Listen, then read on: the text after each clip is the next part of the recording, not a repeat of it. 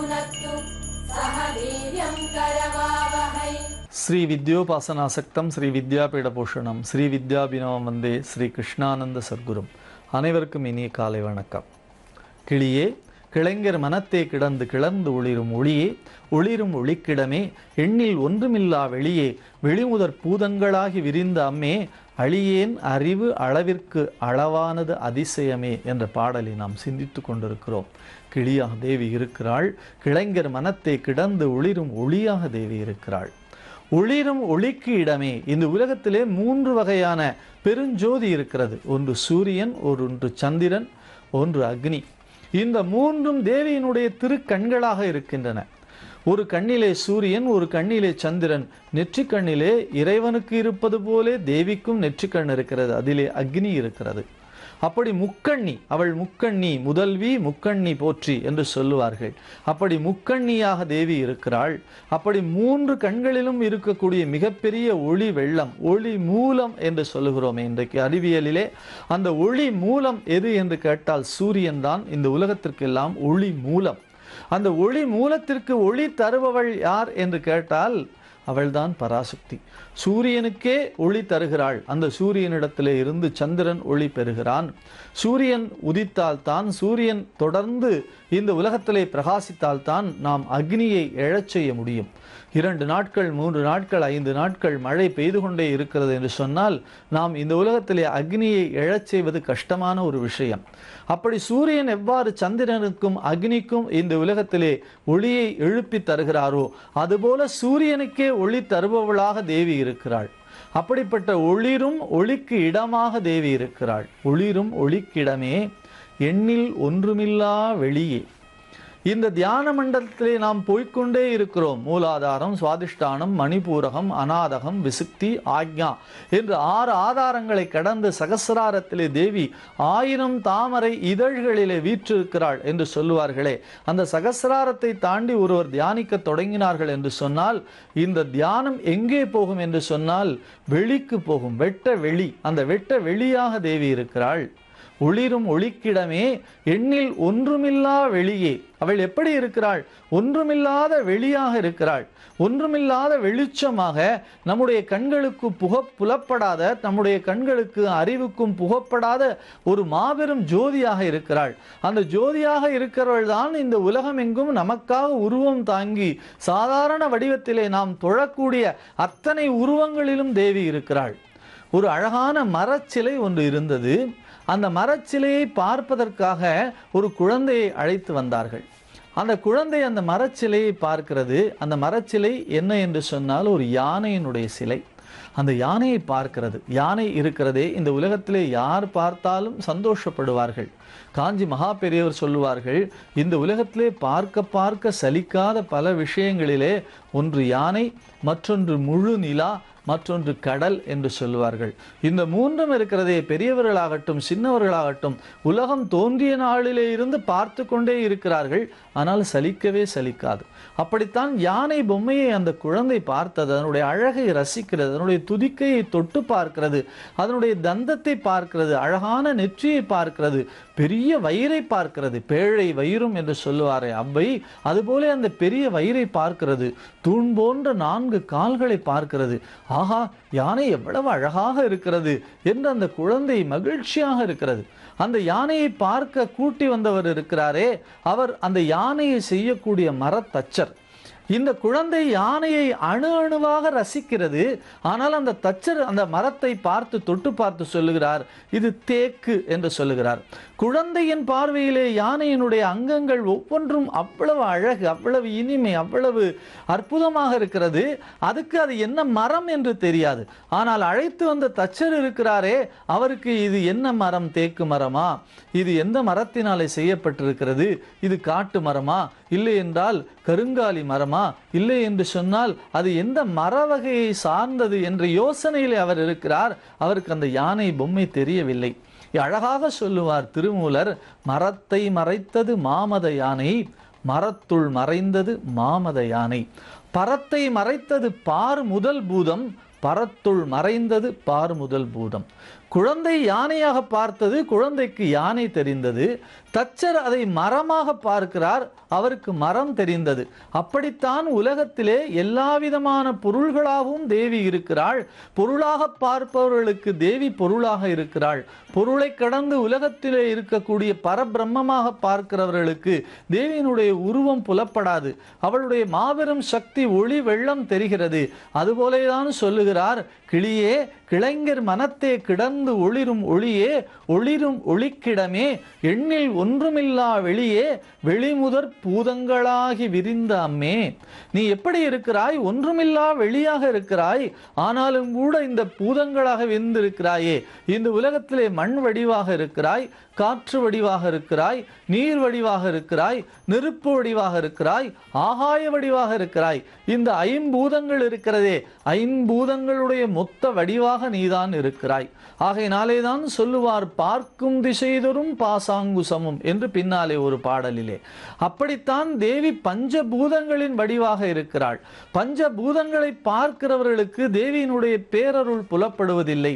உலக பொருளாக பார்க்கிறவர்களுக்கு அவளுடைய அதிசயம் புலப்படுவதில்லை. ஆனால் அவளுடைய அதிசயத்தை பார்க்கிறார்களே, அவர்கள் அதனுடைய அழகை நுகர்கிறார்கள், அழகை ரசிக்கிறார்கள். தேவியினுடைய ஒவ்வொரு வடிவாக அதை பார்க்கிறார்கள். வெளிமுதற் பூதங்களாகி விரிந்த அம்மே. தேவி எப்படி இருக்கிறாள்? ஒளியாக இருக்கிறாள், ஒளி வெள்ளமாக இருக்கிறாள். ஒளியை நம்மாலே பார்க்க முடியுமா என்று கேட்டால் நிச்சயமாக நம்மாலே புறக்கண்ணாலே இந்த ஒளியை பார்ப்பது என்பது சாத்தியக்கூறில்லாத ஒரு விஷயம். சூரியனை, ஒரு சூரியனையே நம்மால் பார்க்க இயலாது. ஒரு சூரியனை காலையிலே போய் நாம் கன்னியாகுமரியிலே காத்து கிடக்கிறோம். சூரிய உதயம் ஒவ்வொரு மாதத்திற்கும் தகுந்தாற் போலே வேறு வேறு நேரங்களிலே வெளிவருகிறது. அப்படித்தான் அந்த சூரிய உதயத்தை பார்ப்பதற்காக லட்சோப லட்சம் மக்கள் நின்று கொண்டிருக்கிறார்கள். அந்த மக்கள் எல்லாம் 6:05, 6:10 என்ற குறித்த நேரத்திலே பார்க்கிறார்கள். 6:10க்கு சூரியன் தங்க தாம்பாளம் போலே எழுகிறான். அந்த தங்க தாம்பாளத்தை கடலிலே இருந்து மேலே வருகிற பொழுது பார்த்து பார்த்து மகிழ்ச்சியும் பரவசமும் அடைகிறார்கள். ஆனால் ஒரு 2-3 நிமிடங்கள் ஆன பிறகு அந்த வானத்திலே கொஞ்சம் மேல் எழுந்த சூரியனை பார்த்தால் கண்களெல்லாம் கூசுகிறது. அவர்கள் அதோடு திரும்பி வந்து அவர்களுடைய கடமையை பார்க்க ஆரம்பித்து விடுகிறார்கள். அப்படித்தான் ஒரு சூரியனையே, காலையிலேயே புறப்பட்டு விட்ட சூரியனையே நம்மால் பார்க்க இயலாத ஒரு சூழ்நிலையில் 1000 கோடி சூரியன் ஒன்றாக உதித்தால் எழக்கூடிய அந்த பொருளை, அந்த அருளை, அந்த அற்புதத்தை நம் புறக்கண்ணாலே எப்படி பார்க்க முடியும்? கிளைஞர் மனத்தே கிடந்து ஒளிரும் ஒளி இருக்கிறாளே, நமக்காக பார்முதல் பூதங்களாக விரிந்திருக்கிறாள். பராசக்திதான் எல்லாம் என்ற ஞானம் நமக்கு வருமானால் முக்காலமும் உணரக்கூடிய ஞானம் வருவது சாத்தியக்கூறான ஒரு விஷயம். தேவியை துதிப்போம், நலம் பெறுவோம். நன்றி, வணக்கம்.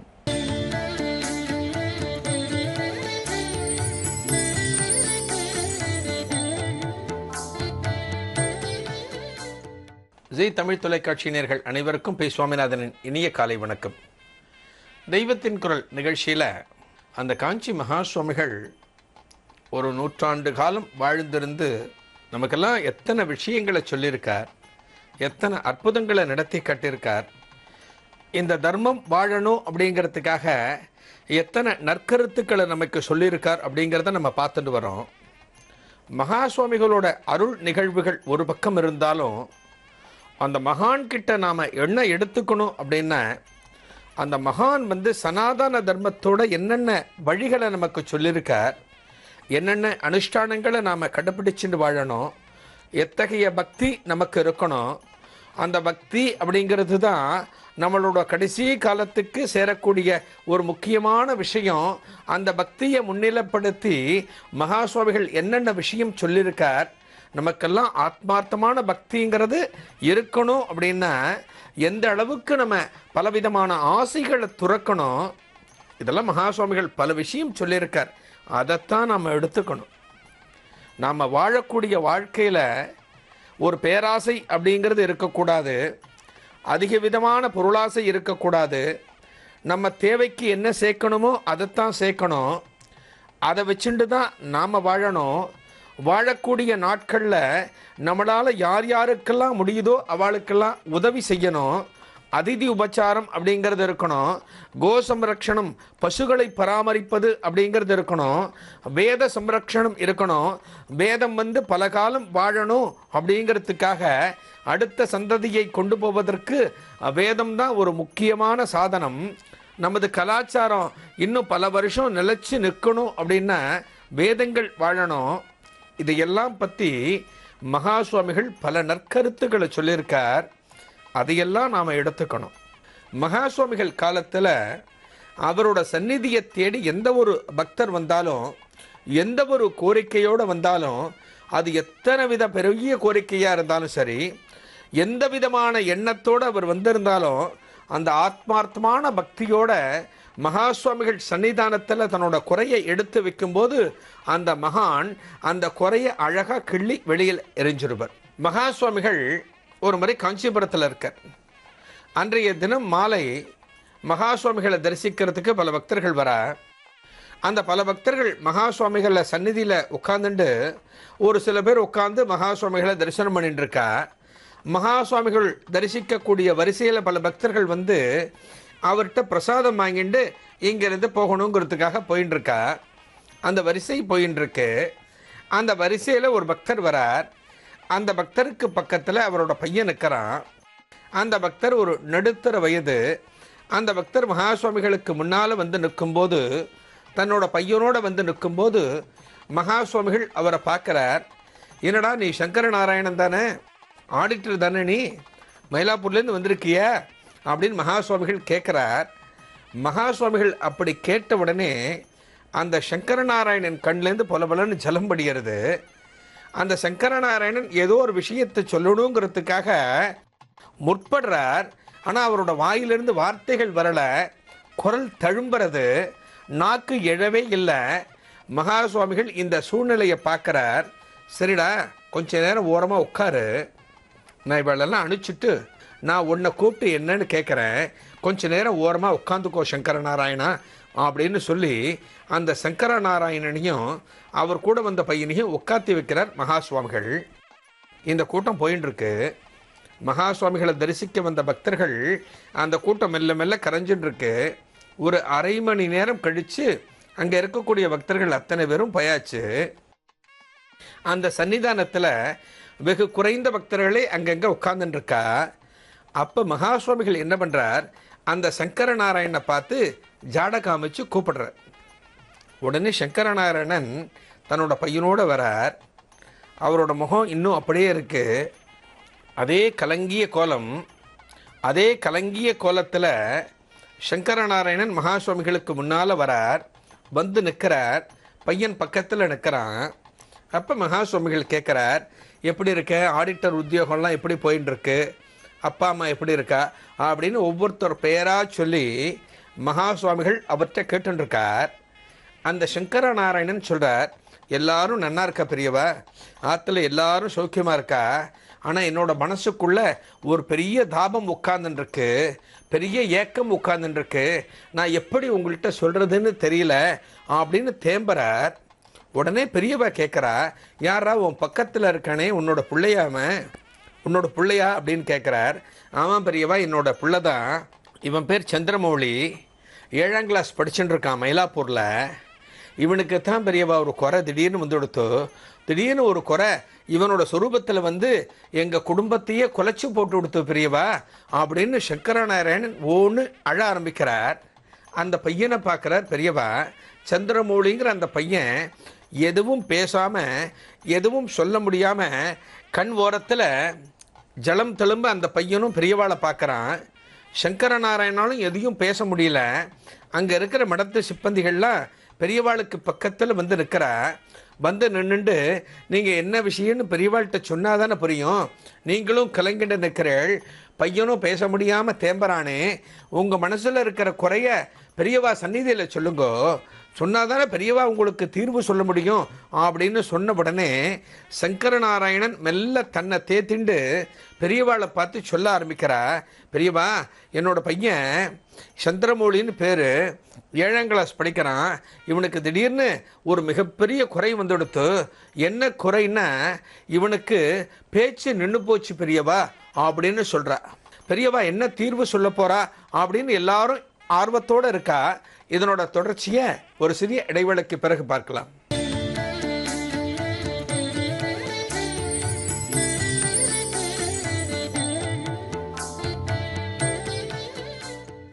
மயிலாப்பூர்லேருந்து ஆடிட்டர் சங்கரநாராயணன் அப்படிங்கிறவர் தன்னோட பையனை கூட்டின்னு வந்திருக்கார். அந்த பையன் பேர் சந்திரமௌழி. 7th ஸ்டாண்டர்ட் 7ஆம் கிளாஸ் படிக்கிறான். அந்த பையனுக்கு திடீர்னு பேச்சு நின்று போச்சு அப்படின்னு மகாசுவாமிகள் சன்னிதானத்தில் சொல்கிறார். பெரியவா அவர்கிட்ட கேட்குறார், அந்த சந்திரமௌழிகிட்ட கேட்குறார், பையனுக்கு தெய்வ பக்தியெலாம் உண்டா, பையனை கோவில் குளத்துக்கெல்லாம் நீ கூட்டிகிட்டு போவியா அப்படின்னு பெரியவா கேட்குறா.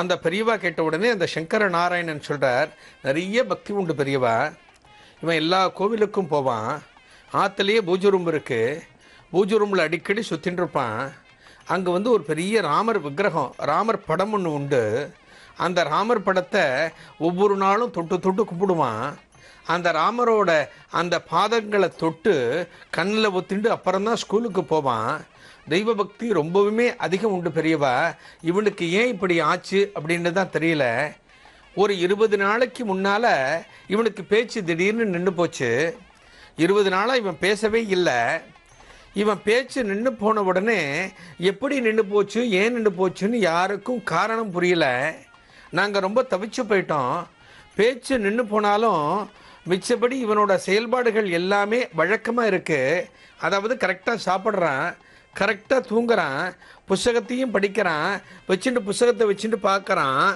எல்லாமே பண்ணிட்டு இருக்கான், ஆனால் வாய் விட்டு இவனால் பேச முடியல பெரியவா அப்படின்னு கண்ணீரோட சொல்லி, இந்த பையனுக்கு நீங்கள் தான் ஒரு நிவாரணத்தை கொடுக்கணும், இந்த பையனுக்கு பேசும் சக்தியை நீங்கள் தான் பெரியவா கொடுக்கணும் அப்படின்னு சொல்கிறார்.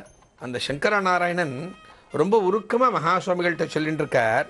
அந்த பெரியவா இதை கேட்டுருக்கா. கேட்டுன்ட்டு அந்த சங்கர நாராயணனை பார்த்து அடுத்து கேட்குறார், இதான உபன்யாசத்துக்கெல்லாம் இவனை நீ கூட்டிகிட்டு போவியோ அப்படின்னு கேட்குறார். அதாவது மயிலாப்பூரில் இருக்க நீ, மயிலாப்பூரில் பக்கத்தில் எங்கேயானு ஏதான உபன்யாசம் நடந்தால் இவனை கூட்டிகிட்டு போகிற வழக்கம் உனக்கு இருக்கா அப்படின்னு கேட்குறார்.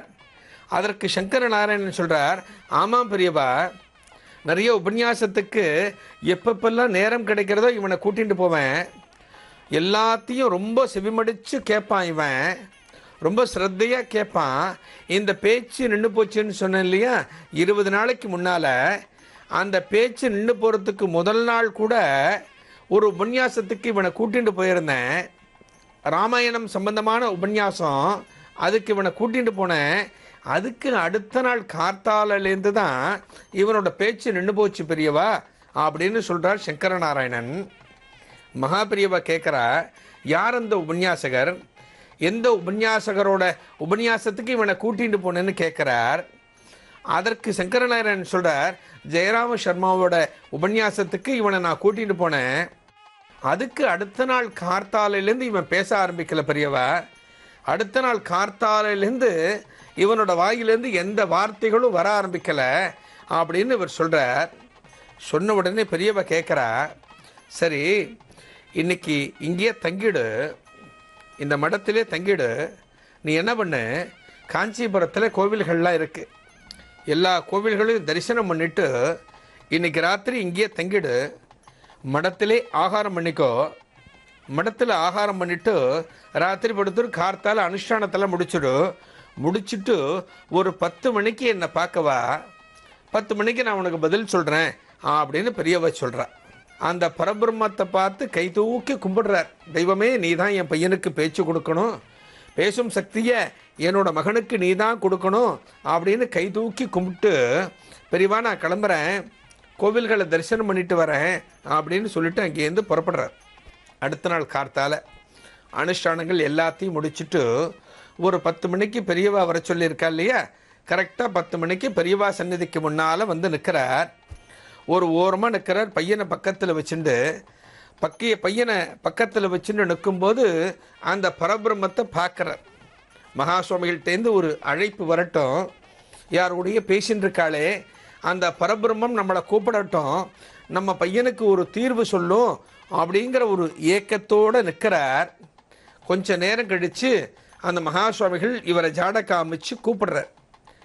கூப்பிட்ட உடனே பக்கத்தில் போய் நிற்கிறார் 2 பேரும். அந்த பையனும் பெரியவாளை பார்க்குறான், இவரும் பெரியவாளை பார்க்குறார்.